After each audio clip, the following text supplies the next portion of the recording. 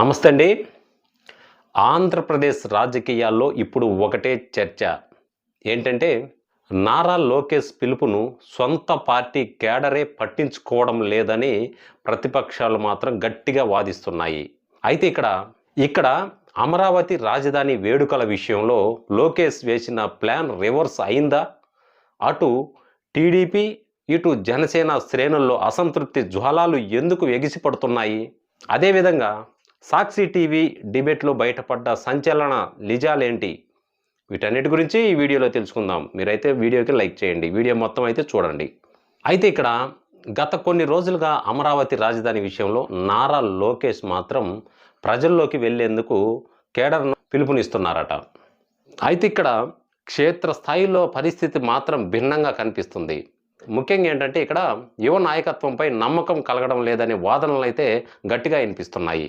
అయితే సాక్షి టీవీ విశ్లేషణ ప్రకారం మాత్రం లోకేష్ ఇచ్చిన పిలుపును టీడీపీ మరియు జనసేన కార్యకర్తలు పెద్దగా పట్టించుకోవడం లేదని వైసీపీకి ఇస్తుంది ఈ వాదనాన్ని. ఇది పార్టీ అగ్ర నాయకత్వానికి పెద్ద షాక్ అనే చెప్పుకోవచ్చు. ముఖ్యంగా ఏంటంటే జనసేన పార్టీ అదేవిధంగా టీడీపీ మధ్య సమన్వయం లోపం అయితే కనపడుతుంది, గమనించుకోవచ్చు. టీడీపీ మరియు జనసేన మధ్య పొత్తు ఉన్నప్పటికీ గ్రౌండ్ లెవెల్ నాయకత్వం మధ్య సమన్వయం కోల్పోతున్నారని మాత్రం అర్థమవుతుంది. అయితే లోకేష్ నిర్వహించే ప్రతి కార్యక్రమాల్లో జనసేన పార్టీ కార్యకర్తలు పాల్గొనడానికి సముఖంగా లేరని వార్తలు గట్టిగా వినిపిస్తున్నాయి. అయితే విషయం ఏంటంటే జనసేన నాయకత్వం మాకు సరైన గుర్తింపు లేనప్పుడు కేవలం లోకేష్ కోసం మేము ఎందుకు కష్టపడాలి అనే ప్రశ్న అయితే జనసేన కేడర్లో నుంచి వస్తుందని వైసీపీ వర్గాలు అయితే పేర్కొంటున్నాయి. అయితే దీనివల్ల ప్రతిపక్షాల ఐక్యత మీద మాత్రం నీలి నీడలను కమ్ముకుంటున్నాయని చెప్పుకోవచ్చు. వైఎస్ఆర్ కాంగ్రెస్ పార్టీ ఈ పరిణామాలను నిశ్చితంగా గమనిస్తుందని పార్టీ కేడరే చెప్తుంది. అమరావతి పేరుతో గతంలో జరిగిన అవినీతిని ప్రజలు ఇంకా మర్చిపోలేదని, అందుకే లోకేష్ ఎన్ని యాత్రలు చేసినా ప్రజలు నమ్మడం లేదని వైసీపీ నేతలు గట్టిగా విమర్శిస్తున్నారు. అయితే ఒక విషయం ఏంటంటే సాక్షి టీవీ లైవ్ చర్చలో కూడా ఇదే అంశం హైలైట్ అయింది.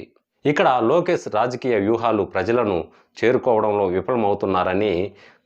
విఫలమవుతున్నారని వైసీపీ కేడర్లు చెప్తున్నాయి. అయితే విషయం ఏంటంటే పార్టీ కార్యకర్తలను ఎందుకు వెనక్కి తగ్గుతున్నారు, దీనికి ప్రధాన కారణాలేంటి? లోకేష్ తీసుకుంటున్న ఏకపక్ష నిర్ణయాలనే టాక్ అయితే గట్టిగా వినిపిస్తుంది.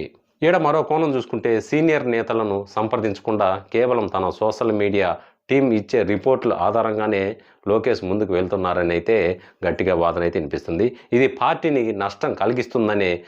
ఇది పార్టీకి గట్టిగా నష్టం కలిగిస్తుందనే మాత్రం కేడర్ భావిస్తుంది.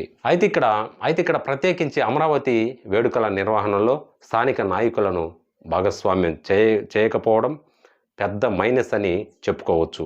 మొత్తానికి నారా లోకేష్కు తన సొంత కేడర్ని ఒప్పించడం ఇప్పుడు అతి పెద్ద సవాలుగా మారింది. అటు పొత్తు ధర్మాన్ని కాపాడుకుంటూ ఇటు కార్యక్రమాల్లో ఉత్సాహం నింపడం లోకేష్కు సాధ్యమేనా? రాబోయే రోజుల్లో ఆంధ్రప్రదేశ్ రాజకీయాల్లో ఈ పరిణామాలను ఎలాంటి మలుపులు తిరుగుతాయో వేచి చూడాలి. మరి చూస్తూనే ఉండండి. మరో మంచి విషయంతో మళ్ళీ ముందుకు వస్తాను. అంతవరకు ధన్యవాదాలు.